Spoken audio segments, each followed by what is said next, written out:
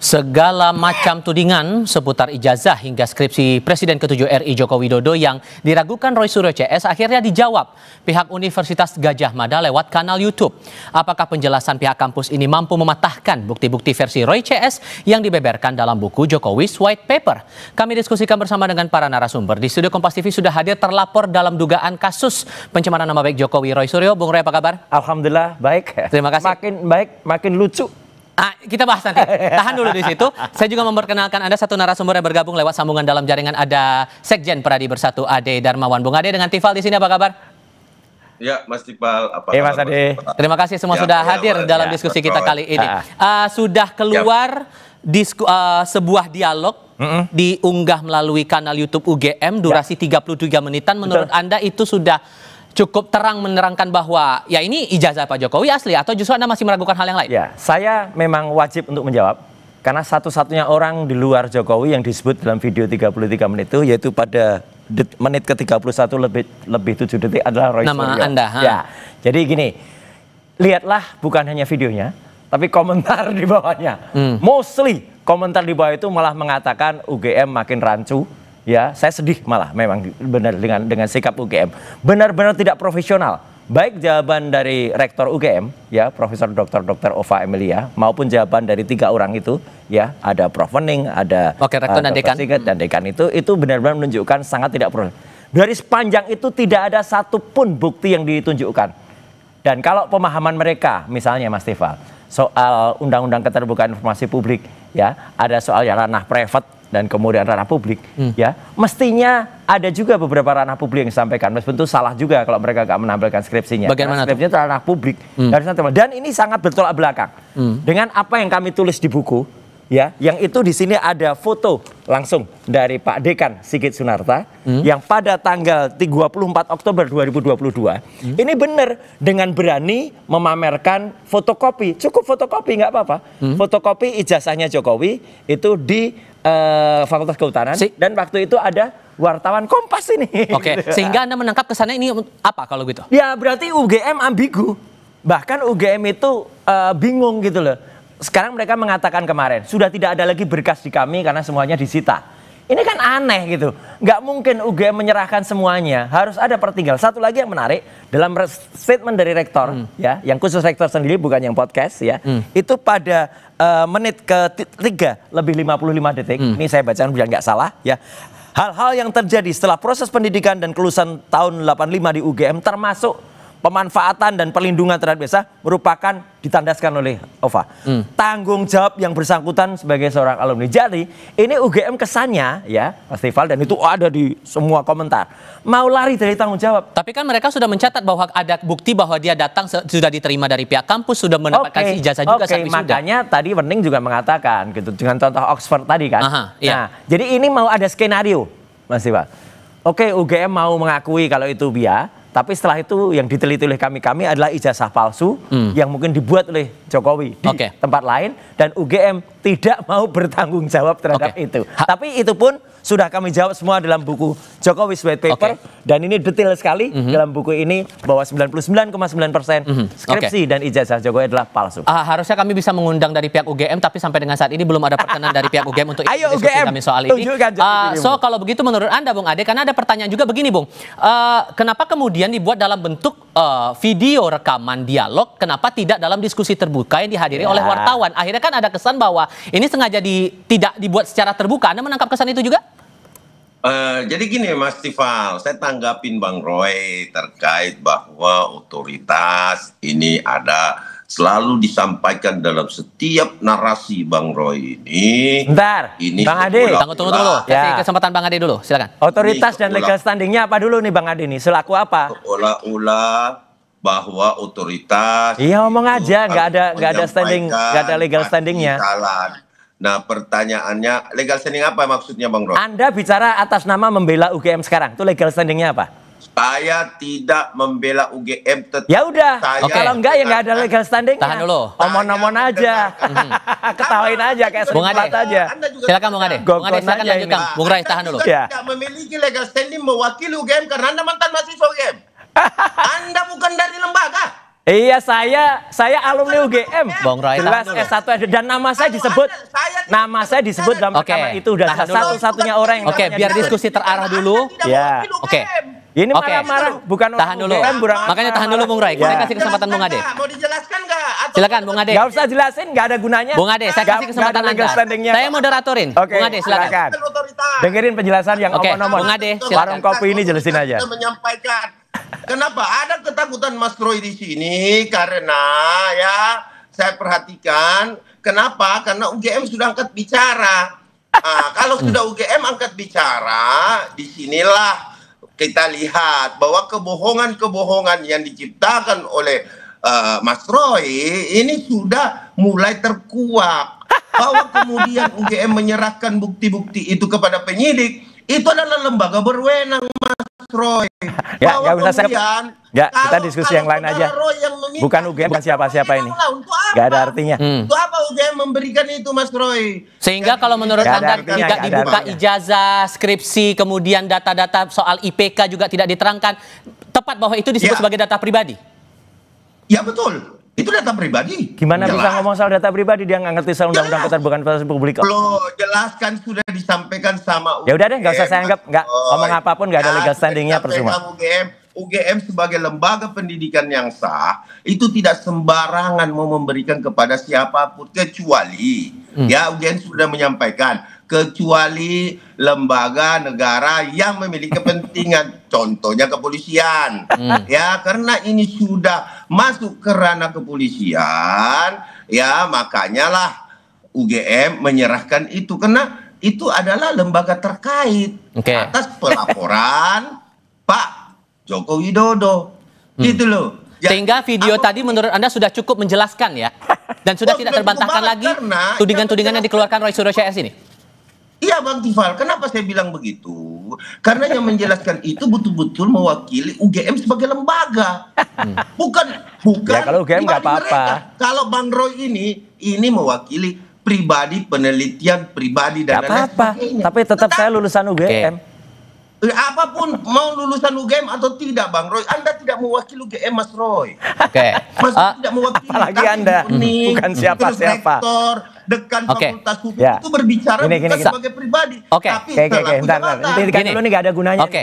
Bung Roy. Gini, Ade ini ya, satu bukan kuasa hukumnya Jokowi, ya, dia bukan kuasa hukumnya UGM. Apalagi bukan lulusan UGM. Jadi udahlah. Jadi saya nggak akan nanggepin karena ini nggak ada gunanya, nggak ada nilainya apa-apa. Kecuali kalau lawan bicara saya adalah orang UGM. Itu mahasiswa, ya kan? Orang yang tidak ada hubungannya juga mengungkit-ungkit ijazah. Udah ini jatah saya ntar. Saya sekali lagi jadi wakil bahwa seharusnya kami sudah harusnya bisa mengundang pihak UGM. Ya udah, pas lucu aja lah. Kalau UGM nggak datang, tampilin dong yang bisa wakil UGM. Kita kembali lagi ke poin diskusi kita sekarang. Yang juga yang diangkat oleh pihak UGM dalam video itu adalah masalah lembar pengesahan yang Anda dan teman-teman permasalahkan. Persoalannya, mereka bilang lembar pengesahan itu dia kalaupun nggak lembar pengesahan skripsi maksud saya, itu tidak diperlukan selama masih ada berita acara dan ada nilainya. Anda sudah cukup. Jawabnya nanti. Kita jeda sebentar. Kami segera kembali. Sedikit konyol itu. Ditahan dulu ya. Mas Roy, dekan bilang begini dalam video ya soal lembar pengesahan dalam skripsi itu bukan semata-mata jadi syarat bahwa dia lulus di situ. Yang penting selama ada lembar pengesahannya, selama ada berita acara dan nilainya di situ, ya disitulah tolok ukur bahwa dia sah lulus di situ. Satu, ya, kalau itu memang ada berita acara itu bukan ranah pribadi. Ya, saya paham betul Undang-Undang Keterbukaan Informasi Publik. Saya termasuk yang merancangnya, saya termasuk yang buat naskah akademiknya, dan saya wakil resmi waktu itu ketika membaca itu. Satu, itu tidak termasuk pasal 17 yang dikecualikan di huruf G atau H, dan bahkan di pasal 18-nya ada tertulis bahwa di pasal 18 itu kalau itu pernah dipakai untuk pejabat publik itu berarti dilepaskan dari pengecualian. Jadi di sini sudah jelas semuanya itu dilepaskan di pengecualian. Nah, yang kedua, dengan tidak ditampilkan juga ketika pada video sepanjang 33 menit itu, di Bareskrim juga tidak ditunjukkan. Padahal katanya Bareskrim menampilkan semuanya waktu itu. Jadi ada yang disembunyikan, gitu. Atau ada yang baru dibuat. Ya, kalau tuduhan yang lebih sakral, ada yang baru dibuat ketika kemudian kami menemukan poin-poin itu. Makanya kami itu masih menyimpan sekarang beberapa hal yang tidak ada kemarin itu dan tidak akan kami katakan. Nanti kalau kami katakan dibuat lagi nanti. Gitu. Ada kesan bahwa Anda membesar-besarkan hal yang kecil sementara UGM saja tidak mempermasalahkan hal itu. Itu penting, Mas. Yang namanya lembar pengujian, ya, itu harus ada. Lembar berita acara itu adalah pengesahan saja atau misalnya statusnya. Tapi kalau di dalam, anggaplah ini sebuah skripsi, di situ tidak ada lembar pengujiannya. Aneh. Dan kemudian yang dicontohkan oleh seseorang itu ada yang mencontohkan, ada banyak yang begitu. Contoh kok yang salah, contoh itu yang benar. Ya, kalau misalnya ada puluhan skripsi yang mungkin tidak ada itu, mungkin itu adalah skripsi yang mungkin masih menjadi arsip atau apa. Tapi yang benar seharusnya yang dikumpulkan di dekanat atau direktorat itu harusnya skripsi, dan itu adalah ribuan atau bahkan puluhan ribu skripsi yang ada di UGM, itu begitu yang benar. Jangan contoh yang tidak benar. Selain kemungkinan ada Alpa di situ tersilap, dan itu kan eranya saat itu kan Alpa berarti nggak lulus dong. Ini aneh nih, saya sedih banget ya. Kalau UGM kemudian ada kan video itu menatakan jangan dinilai kondisi dulu dengan kondisi sekarang. Iya, tapi yang namanya status, yang namanya keabsahan, yang namanya kemudian nama besar UGM, jangan kemudian dikecilkan nama besar UGM dengan kealpaan, atau kehilangan, atau baru dibuat sekarang. Itu loh. Jadi video sepanjang 33 menit itu, sekali lagi saya katakan ya, itu justru menjatuhkan citra UGM. Lihat aja komentarnya ya, yang ada di situ, dan semakin membuat buku kami, Jokowi's White Paper ini, itu membuat makin dipercaya oleh masyarakat. Terima kasih. Saya kasih kesempatan Bung Ade, tapi jangan dipotong-potong nanti omongannya Bung Ade ya. Bung Ade, dengan alasan-alasan tadi Bung Ade, menurut Anda masuk akal atau tidak? Lucu-lucuan aja ini. Ya, jadi kalau terkait UGM sudah menyampaikan sebagai otoritas kepada publik bahwa kemudian UGM menjawab itu bukan menjawab selaku pribadi mereka. Itu menjawab secara kelembagaan pendidikan. Artinya kami sangat respect dengan hal itu. Artinya ini sudah mulai kelihatan, Mas Tifal, bahwa apa yang disampaikan UGM, mekanismenya seperti apa, hingga jenjang pendidikan yang dilaksanakan oleh Bapak Insinyur Joko Widodo, mulai dari perkuliahan sampai dengan yang namanya KKN, sampai dengan dia diwisuda dan mendapatkan ijazah yang sah. Karena begini, Bang Tifal, yang bisa menyatakan bahwa ijazah itu asli apa palsu, itu adalah UGM. Ya, ini sebagai otoritas. Kaset rusak diputar gini terus. Dia yang mencetak. Iya kan? Dan cetaknya itu nggak mungkin satu, pasti sama dengan seangkatan Pak Insinyur Joko Widodo. Jadi ginilah, maksud saya apapun yang dibantah oleh Bang Roy, ya toh pasti akan timbul juga di pengadilan nanti di perkara ini. Tapi juga begini, sorry saya potong. Karena begini juga, selain masalah lembar pengesahan skripsi, yang juga saya cermati adalah masalah ijazah yang berkali-kali ditekankan dalam video itu. Tapi yang menariknya adalah saat rektor menjelaskan tidak menerangkan langsung tegas itu asli atau tidak, tapi autentik. Menurut Anda itu hal yang sama atau yang berbeda? Ya, memang karena berbicara ijazah itu autentik, Pak. Itu autentik. Berarti keterangan asli. UGM itu adalah otentik. Nah, keterangan puslapor itu identik. Gitu loh. Dan Anda meyakini bahwa otentik itu adalah asli, begitu ya? Palsu, jadi gini Mas Tifal, biar pengertiannya saya ambil dari pengertian hukum gitu loh. Kalau berbicara palsu atau asli, ya ini biar Mas Roy juga tahu. Kalau bicara palsu atau asli, tentu ada dua. Ada yang asli, ada pembandingnya yang palsu. Nah, yang mana yang palsu dan mana yang asli? Mana semuanya? Gitu loh. Jadi gini, Mas Tifal. Jadi jangan kita juga tersesat di dalam keterangan-keterangan Bang Roy. Apa yang disampaikan Bang Roy, kalau itu adalah sebuah kebenaran, nanti kita buktikan di pengadilan. Saya respect dengan Bang Roy ini, Mas Roy ini. Nah, kalau memang dia peneliti dan bisa meneliti betul-betul nanti di peradilan. Pada saat sudah ditunjukkan keasliannya. Ditambah lagi. Kemudian berbicara kembali, saya jawab buku. Kalau berbicara buku, Ya kan, saya pembaca buku, saya bukan pembuat buku, tetapi Ya saya langsung pembaca buat aja, kita tunggu bukunya.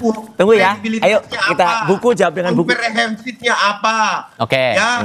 Ya. Dan buku harus tidak dia mengurangi bias. Artinya Iya, Nah, itu. buku jawab dengan buku.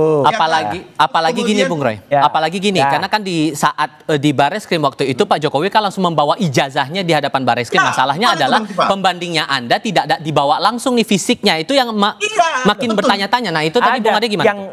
Yang jelas adalah kami itu berani menampilkan ya ijazah pembandingnya tuh loud and clear ya. Bahkan analisis pun ada ijazah pembanding milik Fronojiwo, milik almarhum Hari Mulyono. Nih, ini ada di buku ya. Nanti silakan baca bukunya ya pemirsa Kompas TV.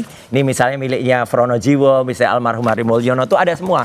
Itu jelas betul. Ijazah yang diperbandingkan oleh Bareskrim itu tidak jelas, goib, gelap, segelap SMK. Ya, gitu nggak ada ijazah nomor berapanya nggak ada. Nah, artinya apa? Kami berani ini ya sebenarnya sekali lagi saya menyayangkan ya gitu pihak UGM. Saya nggak menyayangkan Kompas ya. Kompas pasti sudah berusaha mengundang UGM. Sekali lagi UGM nggak pernah mau datang gitu lah dalam acara-acara kayak gini dan hanya bikin podcast sendiri yang itu nggak jelas itu siapa dan lihat komentarnya. UGM lah yang harus menjawab ini. Saya karena menghormati kalau itu dan saya akan menjawab kalau itu yang tampil adalah seimbang atau sebanding minimal adalah UGM atau orang lulusan UGM ya gitu. Tapi nggak apa-apa lah statement Ade ini ya kita dengarkan aja sembari senyum-senyum. Tapi kemudian gitu. Kalau dari diksi yang menegaskan bahwa lebih banyak pernyataan otentik ketimbang aslinya, menurut Anda asli tetap sama dengan otentik atau tidak? Memang itu hak UGM yang untuk menyatakan. Tapi yang jelas kalimat terakhir dari rektor yang menyatakan bukan tanggung jawab kami adalah tanggung jawab yang bersangkutan itu sudah siap-siap. Kalau nanti ada fakta terbukti dan UGM mau buang badan. Ini siap-siapnya mau arahnya kemana kalau gitu? Arahnya UGM mau buang badan dari kasus ini. Gitu loh. Itu urusannya Jokowi gitu loh. Kalau ternyata memang nanti ada ijazah palsu yang ternyata tadi ada liputannya dengan drone tadi dari Pasar Pramuka, bekas-bekas Pasar Pramuka, yang ternyata itu terbukti, nanti ada skenario baru, buktikan Mas Tewat. Skenario baru bahwa ijazah itu hilang, dan begitu hilang, di print lagi, nah itu salah besar. Menurut Mas Roy, salah besar. Bung Ade, menurut Mas Roy, UGM coba buang badan, Anda sependapat nggak? Singkat saja. Oh tidak, justru dengan adanya acara UGM menjawab, itu gak ada nilainya terang di publik ya itu nggak ada yang nilainya. Pertama, yang kedua sumber primernya Bang Roy ini tidak ada. Weh gimana? Sumber primernya? Makanya baca buku deh. Sumber primernya jelas. Saya bicara jelas. Skripsinya jelas. Oke, lanjut Bang Ade. Ya, ini nggak ngerti lah. Sumber primernya itu apa? Dokumen asli dan data. Iya dokumen asli. Dapat atau hasil. Udah deh. Lain kali Kompas kalau dengan UGM deh. Oke, nggak usah tanggapin. Kita hargai ya pendapat masing-masing. Silakan lanjutkan Bung Ade. Ringkasan atau kompilasi. Nggak ada legal standing. Komentar aja. Apalah, banyak sekali sumber-sumber yang dilewatkan oleh Mas Roy ini. Sehingga makanya ntar baca buku ya. Sampaikan Mas Roy ini saya menganggap baik itu menurut buku. Oke, nanti baca bukunya. Semua ada. Ya, semua ada jelas. Dan ini adalah saya potret sendiri. Dan sudah ada penjelasan dari UGM, tapi yang jelas proses hukum masih tetap berjalan. Oh nggak apa-apa, proses hukum berjalan. Terima kasih. Dan jelas, dan ini saya waktu itu ada di UGM. Baik. Bukunya, skripsinya saya pegang, dan kalau kemudian tiba-tiba UGM mengatakan lembar pengujiannya ada, itu berarti palsu atau dibuat baru lagi. Bung Ray, terima kasih sudah datang. Terima kasih. Bung Ade, terima kasih sudah mau berpendapat dan berdiskusi bersama kami kali ini. Selamat sore semuanya. Ya, sore.